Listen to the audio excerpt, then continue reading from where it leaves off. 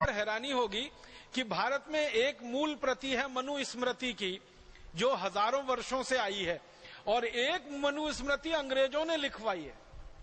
आपको मालूम है, हमारे देश में मनुस्मृति की एक प्रति अंग्रेजों ने लिखवाई है, और अंग्रेजों ने इसको लिखवाने में मैक्स मूलर की मदद ली थी। मैक्स मूलर एक जर्मन विद्वान था जिसको संस्कृत बहुत अच्छे से आती थी। उसको कहा गया कि तुम भारत के शास्त्रों को पढ़ो और पढ़कर उनको बताओ कि उनमें क्या है, फिर जरूरत पड़ने पर उसमें रद्दो बदल करेंगे। तो मैक्स मूलर ने मनुस्मृति का अनुवाद किया, जर्मन में किया, फिर अंग्रेजी में अनुवाद हुआ। फिर अंग्रेजों को समझ में आया कि मनुस्मृति तो न्याय व्यवस्था की सबसे बड़ी पुस्तक है और भारत की न्याय व्यवस्था का आधार है। तो उन्होंने मनुस्मृति में ऐसे विक्षेप डलवा दिए ताकि भारतवासियों को भरमाया जा सके और उनको गलत रास्ते पे चलाया जा सके। उनके मन में मनुस्मृति के प्रति वितृष्णा पैदा हो, उनके मन में मनुस्मृति के प्रति बहुत ज्यादा नीचाई की भावना पैदा हो, इस तरह के विक्षेप डाले गए मनुस्मृति में। इसी तरह के विक्षेप डाले गए हमारे अन्य बहुत सारे ग्रंथों में, और अंग्रेजों की इसकी बहुत बड़ी टीम थी और बड़े भारी लोग इस काम में लगे हुए थे। कोई साधारण अंग्रेजों ने ये काम नहीं किया है। मैं नाम ले लूं अगर, तो एक अंग्रेज का नाम सबसे ज्यादा ले सकता हूं।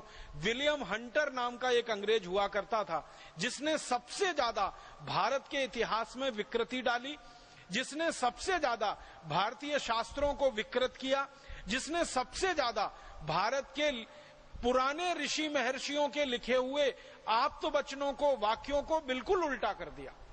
और ये कैसे कर पाया? वो विलियम हंटर की एक विशेषता थी, वो ये कि अंग्रेजी बहुत अच्छी जानता था, उसके साथ साथ उसको संस्कृत भी बहुत अच्छी आती थी।